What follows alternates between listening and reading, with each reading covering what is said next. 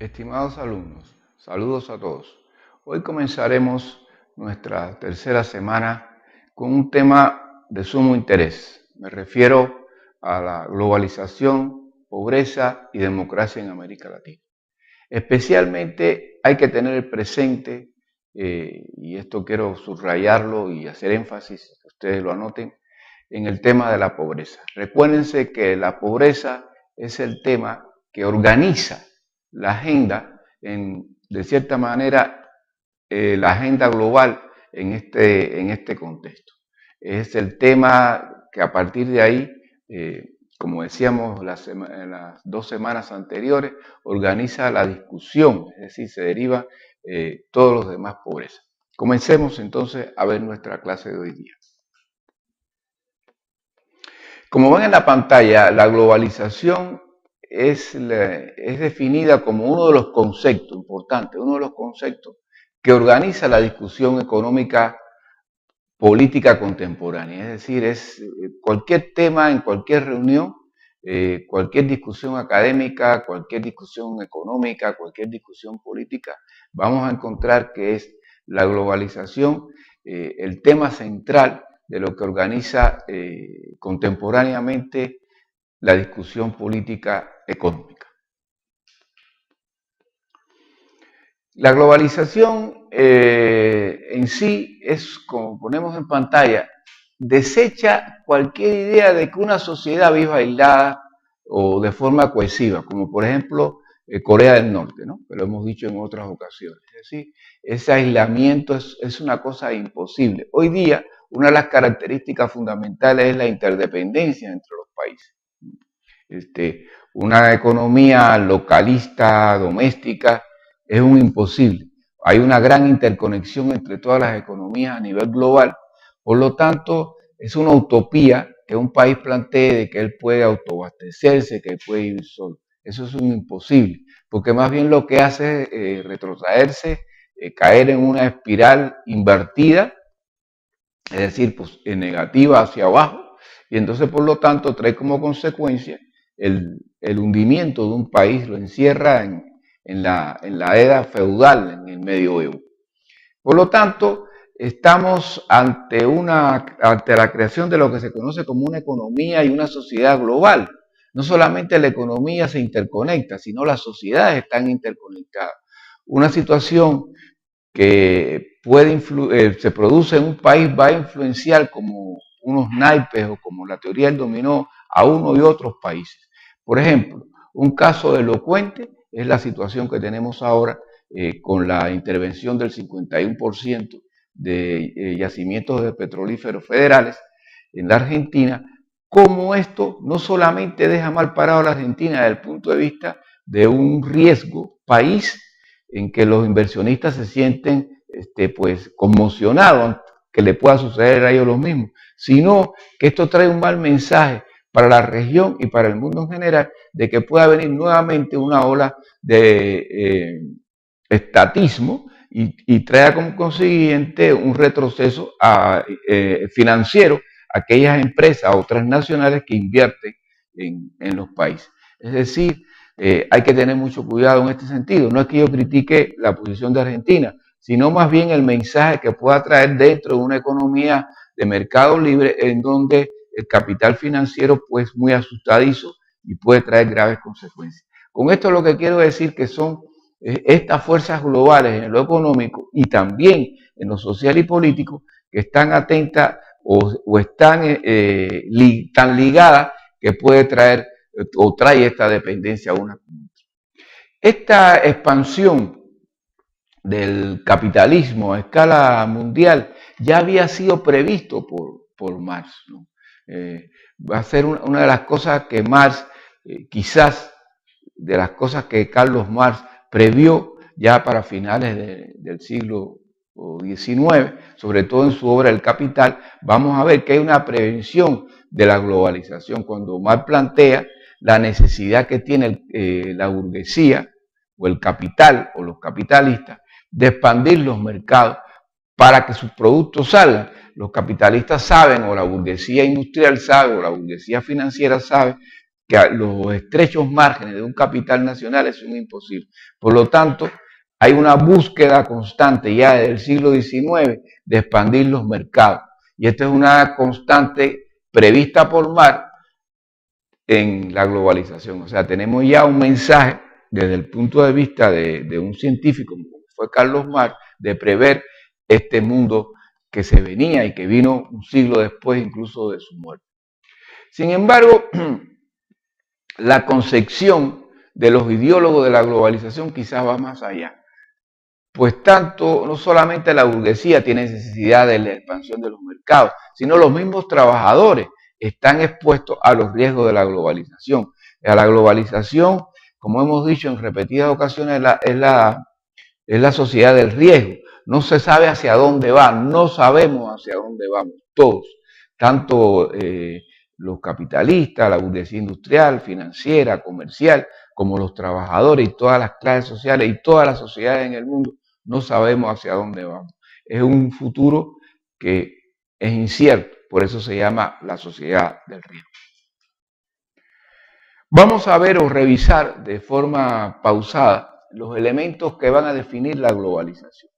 En primer lugar, el dominio del capital financiero por encima de todos los demás inversiones o capitales, ¿no? A partir de que el capital financiero es el que va a un país, invierte en sectores no productivos, sino de bienes y servicios, recupera su capital, busca las ganancias y se retira. Es lo que se conoce como el capital golondrino, ¿no es cierto? Y sobre todo la creación de eso que se llama el crédito global, ¿no? Hoy con un clic en un ordenador, en un computador personal, pues ustedes conocen bien que se pueden manejar miles y millones de dólares en una transacción que solamente dura unos segundos, ¿no? El crédito es algo presente en esta sociedad globalizada. Hemos visto también cómo en Estados Unidos en 2008 surgió la llamada crisis de la burbuja hipotecaria y fue producto del crédito, ¿no? Que se le prestó dinero a gente que no tenía propiedades, que no tenía trabajo, que no tenía con qué respaldar ese crédito, el llamado factor o síntoma o síndrome ninja, ¿no? Por sus siglas en inglés, no activo, no trabajo, y por lo tanto esto va a ser una de las cuestiones que va a desencadenar la crisis en los Estados Unidos y posteriormente vemos cómo se traslada a Europa. Es decir, el crédito global es uno de los elementos definitorios de la globalización. Y sobre todo, en especial, y quiero hacer mucho énfasis y anótenlo bien, el capital financiero como fuerza independiente del mundo. Es decir, la fortaleza que tiene el capital financiero, la preponderancia del capital financiero es algo nunca visto con anterioridad en todas las demás sociedades en las cuales hemos vivido. Otro rasgo definitorio es el conocimiento. Es decir, como ponemos en la pantalla, la importancia del saber. Hoy cada día el conocimiento es algo muy importante. El conocimiento es un factor que está ligado a la producción. Eso también ténganlo presente. La producción hoy en día no se mueve sin que exista un conocimiento por el medio. El conocimiento es el que va a mover esa gran maquinaria que es la producción. Por eso se dice que uno de los rasgos definitorios de la globalización es que vivimos en la sociedad del conocimiento. Otro rasgo definitorio de la globalización es el continuo o expansivo crecimiento de las transnacionales de las tecnologías.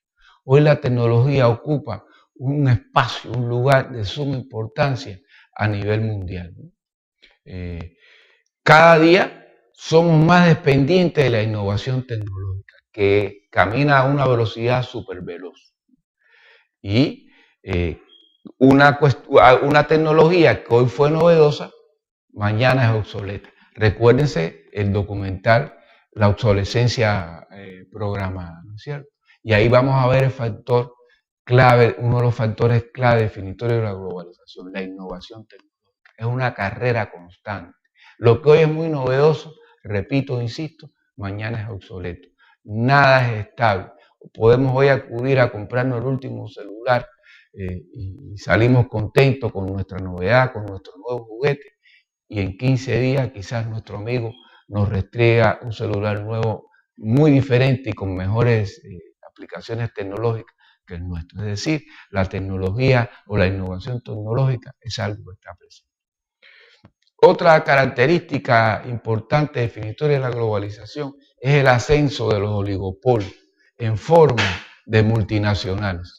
Se crea un pool de multinacionales y en definitiva lo que se establece es un oligopolio sobre un determinado producto, sobre un determinado bien, sobre unos determinados servicios. Es decir, es una de las cuestiones que también organiza la discusión y es uno de los rasgos definitorios de la globalización.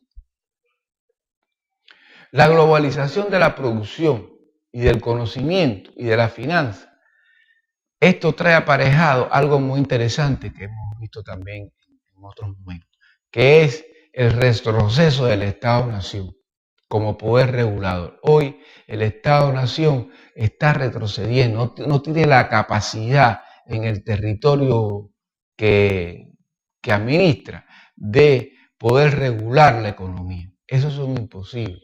Es cierto que existen entes reguladores en los diferentes estados, en casi todos los estados del mundo. Hay entes reguladores en energía, en telefónica, en agua, etcétera, etcétera. Sin embargo, es un imposible la regulación. Cuando se regula mucho, vemos cómo hay un retroceso en las inversiones del capital extranjero en los distintos países. Por lo tanto, el Estado-Nación se ve como sometido a estos oligopolios. Por lo tanto, hay un comprometimiento de eso que conocemos como soberanía, ¿no es cierto?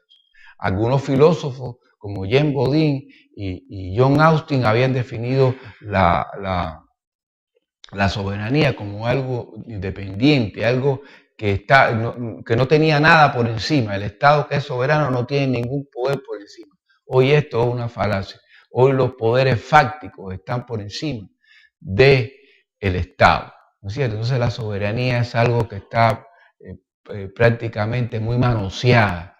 La soberanía, los Estados no tienen soberanía suficiente para hacer una toma de decisión que involucre o defienda los derechos del consumidor, ¿no es cierto? Entonces, los derechos del consumidor son muy manoseados. ¿Por qué? Simplemente porque hay un retroceso del Estado-Nación y el Estado-Nación no es soberano, no es soberano. Es decir, acuérdense que el principio de soberanía es que tiene que ser absoluto y perpetuo. Y esto es, en la globalización es algo que está totalmente descartado, pues no hay ese absolutismo ni esa perpetuidad del Estado-Nación. Vemos cómo los Estados-Nación retroceden ante medidas tomadas por los oligopolios, por las transnacionales, etcétera, etcétera. Así también tenemos que lo violento que se produce a partir de la intervención de las transnacionales y los oligopolios en el Estado-Nación, ¿qué trae como consecuencia? Que los sistemas democráticos comienzan a estar socavados, en donde la democracia comienza a retroceder frente a estos poderes fácticos, ¿no? Porque nosotros podemos elegir cada 5 años, cada 4 años, según sea el país o el sistema, a nuestros representantes, a los cuales a través del voto le entregamos un cheque en blanco, es decir, le estamos entregando nuestra toma de decisión. Sin embargo, las democracias se ven afectadas también por esto, porque los gobiernos pueden prometer la protección al consumidor, pueden prometer la protección al ciudadano en sentido general. Sin embargo, pierde control y pierde regulación frente al poderío de estas transnacionales que tienen un Producto Bruto Interno en casi todas mayor que la mayoría de los países en vía de desarrollo. Podemos incluso organizar un grupo de países en vía de desarrollo y no tienen ese poder económico que tienen muchas de los oligopolios o de las transnacionales. ¿Qué nos trae la globalización por otro lado? La globalización, quiero dejar claro algo, otro rasgo definitorio de la globalización es que todos nos entretenemos con lo mismo, todos nos informamos con lo mismo, ¿no? Es decir, los medios de comunicación son un ente muy poderoso en la globalización, pero están encadenados. Las mismas noticias en desarrollo las vemos todo en cualquier lugar del mundo. Los mismos programas de entretenimiento, igual. Es decir, eso es una cuestión importante. Otra cuestión importante, y que lo decíamos al principio, pero es un rasgo definitorio, no quiero que pase desapercibida, es el tema de la democracia. La democracia, aunque es socavada, pero sin embargo es el esquema político que necesitan las transnacionales y los oligopolios. ¿Por qué? Porque en países que no son democráticos, que son autoritarios, corren un riesgo, y ese riesgo es que puede traer subversión, puede traer guerra civil, y por lo tanto las inversiones de los capitales se ven afectadas bajo regímenes autoritarios, producto de que se dan conflictos y conflictos muy fuertes. Incluso en la misma democracia, como pasa acá en el Perú, ustedes son testigos de los conflictos sociales que se producen, ¿no? Por eso, una de las cosas importantes que las mismas transnacionales se ven interesadas es que los gobiernos sean capaces de resolver esos conflictos por la vía menos costosa, es decir, a través de la negociación, pero con negociaciones menos costosas. Bueno, ¿qué nos trae qué nos trajo la globalización? La globalización nos trajo un aumento de la desigualdad, nos trajo un aumento del tráfico de mujeres y niños para la prostitución y la pornografía. Lo veíamos el otro día en la agenda. Nos trajo una disminución del capital social, y aquí me detengo. ¿Qué cosa es el capital social? El capital social es cuando la gente tiene solidaridad entre ellos mismos y se crean normas y reglas entre un grupo humano, y entonces hay un comportamiento, la gente tiene confiabilidad en uno y el otro. El primer factor del capital social es la confianza, ¿no es cierto? Sin embargo, la globalización nos lleva a una sociedad desconfiable. Hoy nadie confía de nadie. Por ejemplo, acá en el Perú, según una encuesta que se hizo hace 2 o 3 años, más del 47% del peruano no confía en los demás. ¿Por qué? Producto de esta sociedad, que es una sociedad violenta, una sociedad desigual, una sociedad exclusiva, y entonces trae como consecuencia que la gente pues no confía del otro, cree que el otro siempre lo va a engañar. Es decir, y esto es muy difícil, y es vivir en una sociedad no solamente de riesgo, sino vivir en una sociedad de la desconfianza total. Es por esa situación y por cual la gente no confía en el otro que hay una alta tasa de criminal, ¿no es cierto? Cada día son más los delitos que se cometen, desde los delitos de cuello blanco hasta el delito común del robo de una cartera, del robo de una billetera, del robo de cualquier electrodoméstico, de un auto. Es decir, desde robos más banales hasta los altos robos desde el Estado, desde el gobierno. Otra de las cuestiones que trae aparejada la globalización por 2 vías. Una, por la cuestión de la reducción de la aplicación de leyes laborales que protejan al obrero.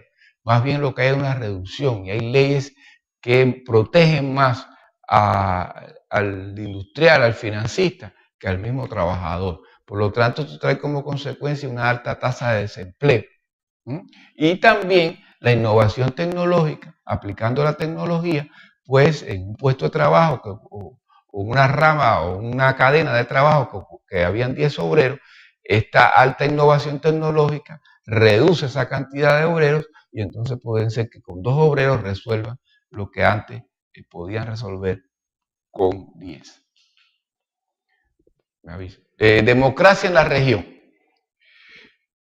¿Cómo está la democracia en la región? Bueno, en primer lugar, asistimos a una ingobernabilidad. Aquí yo quisiera detenerme un segundo. En primer término, para dar una noción de lo que es la gobernabilidad, ¿no? Algo que también ocupa un espacio en la discusión política en la actualidad. La gobernabilidad es un concepto nuevo, repito, es un concepto nuevo, un concepto moderno. Y surgió, aunque la gobernabilidad la vamos a encontrar algunos restos de noción de gobernabilidad en la filosofía de Hobbes o de Locke, pero realmente el concepto es un concepto nuevo, es un concepto moderno, y surge en los años 70 cuando se crea lo que se conoce como la Comisión Trilateral. La Comisión Trilateral, que estaba compuesta por tres grandes intelectuales, Michel Crozier, un intelectual francés, Samuel Huntington, que acaba de fallecer hace 3 años falleció, un gran politólogo norteamericano de línea conservadora, y Watanuki, un profesor de la Universidad de Tokio. Se reunieron estos tres con encargo de sus gobiernos a analizar en los años 70 la apatía de las personas ante el sistema democrático. Y después de un largo análisis llegaron a una conclusión de que la democracia, en ese momento, o para ellos, la democracia es algo que conspiraba contra la gobernabilidad. ¿Por qué sentido? Porque la democracia, como la gente tiene la libertad, uno de los principios básicos de la democracia, la libertad de expresarse, la libertad de movimiento, la libertad pues, de la protesta, de la protesta social, pues todas estas cosas lo que hace es traer gobernabilidad. Por lo tanto, llegan a una conclusión, algo conservadora, y esa conclusión es que los regímenes, por ejemplo, en aquel entonces, los regímenes del llamado socialismo real, es decir, la ex Unión Soviética y los países socialistas, eran países con alto contenido de gobernabilidad, porque había un buen control sobre la población. Es decir, la gobernabilidad significa orden. Orden. Y para que exista orden, para que exista gobernabilidad, debe existir algo también importante, que es la gobernanza. Y la gobernanza es otro término en el cual se refiere a que las normas y las leyes que se hacen para poder tener un gobierno con gobernabilidad, eso quiere decir la gobernanza, es decir, las leyes y las normas que rigen la gobernabilidad es la gobernanza. Y entonces vamos a encontrarnos que la gobernanza conspira contra la democracia y es uno de los puntos que organiza la discusión política, ¿no? Y es uno de los puntos con falencia en nuestra región, es decir, la ingobernabilidad. ¿No es cierto? De ahí es que estamos en presencia de gobiernos débiles, gobiernos que no pueden controlar los desbordes sociales, gobiernos que no llegan a toda la sociedad, gobiernos que con falta de Estado, en donde hay regiones en muchos de nuestros países que los gobiernos están ausentes, por lo tanto hay ingobernabilidad, no hay orden, no hay gobernanza. Y esto trae como consecuencia un daño tremendo a la democracia. Otra de las cuestiones que va a dañar la democracia en nuestra región es la corrupción, el alto índice de la corrupción administrativa. ¿Y esto producto de qué? Producto de algo muy importante que en otros momentos lo hemos conversado. Me refiero a la accountability, es decir, la falta de transparencia y rendición de cuentas en la gestión pública. ¿No es cierto? Menos accountability, más corrupción, más robo desde el Estado. ¿Por qué? Porque no hay transparencia y no se le rinde cuenta a la ciudadanía en qué se emplea el dinero entregado al fisco. ¿No es cierto? Y es uno de los rasgos también que afecta a la democracia en la región. Otra de las cuestiones importantes que afecta a la democracia en la región es la crisis de los partidos políticos. ¿No es cierto? Los partidos políticos en América Latina en general están en crisis. Si hacemos un análisis desde México hasta Chile, pasando por Brasil, Perú y Ecuador, vamos a encontrar cómo hay una renovación de los partidos políticos que todavía no pueden encontrar su espacio. Vemos una avalancha de partidos políticos o movimientos políticos solamente cuando hay procesos electorales. Después los partidos políticos se desaparecen de la escena pública, ¿no? Vemos los logos de los partidos políticos anunciando candidatos como si estuvieran vendiendo una pasta dental solamente en los procesos electorales. Después los partidos políticos no existen como expresión de distintos sectores de la población. Hay una crisis interna en los partidos políticos. Aquí lo vemos en nuestro país, las situaciones que viven cada uno de los partidos políticos, si es que algunos podemos llamarles partidos políticos. Otra cuestión que afecta a la democracia en la región es la disminución del gasto social, ¿no es cierto?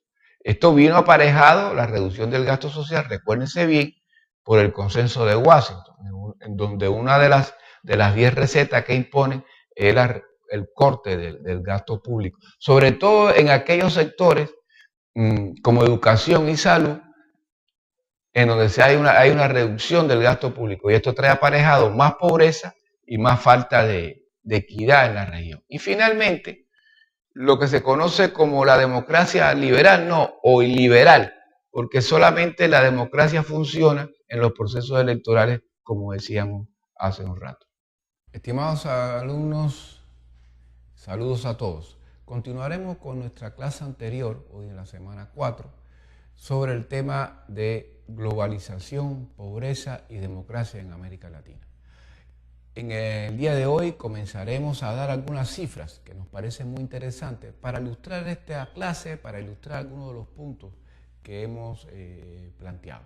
Por ejemplo, como ven en la pantalla, según el informe del PNUD del 2004, es decir, hace 8 años, ¿cómo estaremos hoy día?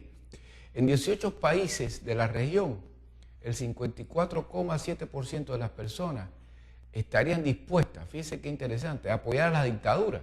Si esto significa mejoras económicas de las que han sufrido. Por eso sabemos cuando el autogolpe de abril de 1992, la mayoría de la población peruana estaba a favor de este autogolpe, ¿no? Es decir, y mucha gente piensa así cuando a veces las instituciones democráticas, como es el Congreso de la República, a veces no representan los verdaderos intereses de la ciudadanía. Esto es por eso que lamentablemente, hay que decirlo así, lamentablemente la gente prefiere dictadura antes que democracia. De ahí la frase de que la democracia no nos da de comer. El 9.5 millones de trabajadores de América Latina, dato del 2004, está sin empleo. Yo infiero, supongo que esta cifra, como ustedes también, pues ha aumentado terriblemente, ¿no? 1 de cada 8 niños entre 5 a 17 años realizan trabajos que reglamentariamente por la Organización Internacional del Trabajo están abolidos. Es decir, las condiciones son paupérrimas, sobre todo para esta niñez. ¿Qué futuro tenemos cuando tenemos una niñez comprometida a laborar y no a educarse? Y finalmente, en esta parte de la cifra, la productividad en América Latina es la misma de hace 20 años. Yo diría que con esta información, supongo, infiero que quizás haya esto retrocedido aún más. En América Latina se plantea que el producto por habitante en el 2002, o sea, hace 10 años, se aproximaba a $3.000 en 1995. En los Estados Unidos la cifra es 10 veces mayor, o sea, nos llevan 10 veces por encima. Alrededor del 18,5 millones de menores de edad entre 5 y 17 años, que es la edad de la minoría, se desempeñan en trabajos que por legislaciones internacionales y nacionales ponen en riesgo su salud. Ahí tenemos los chicos que construyen o hacen los ladrillos o trabajan en condiciones infrahumanas en las minas, etcétera, ¿no? Es decir, y por lo tanto compromete su salud, su educación y su desarrollo como persona. Esto es lastimoso. En América Latina se plantea que trabajan alrededor de 27,7 millones de niños. Esto es un punto doloroso. ¿Qué destino le estamos dando a los nuevos ciudadanos que van a ser los que van a continuar nuestra fuente, Organización Internacional del Trabajo? Hambre y desigualdad en los niños de los países andinos. Interesante cifra, de hace 8 años. Bolivia tenía el 27% de niños hambrientos. Ecuador el 26% y Perú el 25%. En Perú el 43% en el 2004 se planteaba que era pobre. Según los datos del último gobierno, esta cifra bajó a 33%. Estaría por confirmar, estaría por saber si es verdad. Infiero que sea cierto, pero de todas maneras hemos avanzado muy poco. Bajar al 10% de 43% que teníamos hace 8 años, creo que es poco. Estas cifras deberían de reducirse mucho más hasta que se haga como pasó en Brasil, que Lula decretó hambre cero. ¿Crecimiento económico? Sería la pregunta. ¿De qué sirve en Latinoamérica crecer si seguimos siendo pobres? Perú hace tiempo que está creciendo. ¿Cuántas veces Perú crece? Entre el 6 y el 7% anualmente. Hay un crecimiento, se ve una efervescencia. Sin embargo, estamos comprometidos. Tenemos un gran sector de la población excluido de este crecimiento, que no participa en este crecimiento, que no participa en las bonanzas del crecimiento, ¿no es cierto? Aquí tenemos el ejemplo que siempre buscamos, Chile, el ejemplo típico al cual siempre nos referimos. Es el país ejemplo para los neoliberales, para los teóricos del mercado o los seguidores del mercado, y sin embargo, hace 8 años el porcentaje de pobres en Chile era alrededor del 23% de su población. Quizás en las últimas cifras que ha dado el presidente Piñera ronda entre el 21 y el 20%. En Argentina el 44%, un país como la Argentina, que llegó a ser en un momento determinado, entre la década del 50 y los 60, se planteaba que podía ser un país que podría llegar al primer mundo. México, el 50% de su población es pobre, ¿no es cierto? Frente a 89.000 millonarios. Hay solamente 100 millones de habitantes, hay 100 millones de habitantes y solamente 89.000 de esos 100 millones son millonarios. Y México se bordea entre el 50%, la mitad de su población es pobre. En Paraguay la pobreza ronda el 36%, en Brasil el 32 millones. Esto, bueno, hay que tener en cuenta en el caso de Brasil los esfuerzos del gobierno de Lula y la continuidad de la presidenta Dilma. Aquí vemos un dato elocuente: de cada niño menor de 5 años, 37 mueren por cada 1000. Horroroso. En cambio, en Canadá son 7 por cada 1000. ¿No es cierto? Es decir, la comparación de un país en vía de desarrollo o una potencia emergente como es el Brasil, en comparación con una potencia establecida como es Canadá, pues es algo que también nos compromete a esta situación tan difícil en que vivimos. América Latina tiene quizás, la América Latina es el continente o la región más desigual del mundo o del planeta. No estoy diciendo que sea la más pobre, estoy diciendo que es la más desigual a la hora de la distribución de la riqueza desde el punto de vista equitativo. La pregunta sería, como ponemos en pantalla, ¿cómo vamos a construir democracias sólidas, duraderas, sin haber construido ciudadanos con los derechos más elementales? Es decir, el acceso a la salud, a la educación, a la alimentación, a un empleo digno. Es decir, ¿cómo vamos a construir una democracia sólida si no tenemos unos ciudadanos bien formados, bien alimentados, saludables? ¿No es cierto? Entonces, es una ilusión, es una utopía plantearnos esto. Bueno, creo que con esto concluimos y nos estamos viendo próximamente. Muchas gracias. Globalización, el tema central de lo que organiza contemporáneamente la discusión política económica.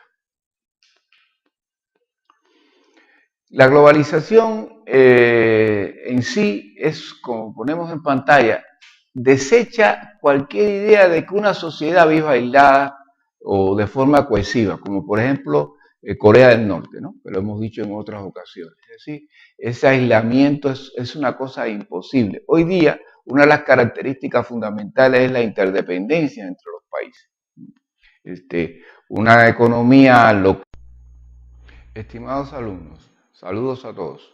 Hoy comenzaremos nuestra tercera semana con un tema de sumo interés. Me refiero a la globalización, pobreza y democracia en América Latina.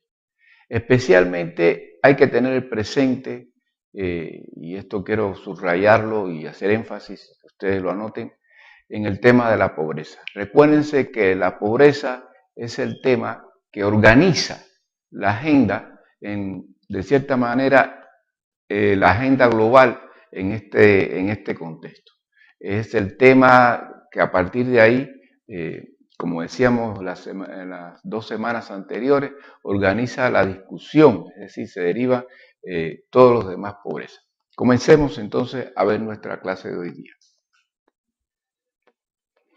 Como ven en la pantalla, la globalización es definida como uno de los conceptos importantes, uno de los conceptos que organiza la discusión económica política contemporánea. Es decir, es cualquier tema en cualquier reunión, cualquier discusión académica, cualquier discusión económica, cualquier discusión política, vamos a encontrar que es la localista, doméstica, es un imposible.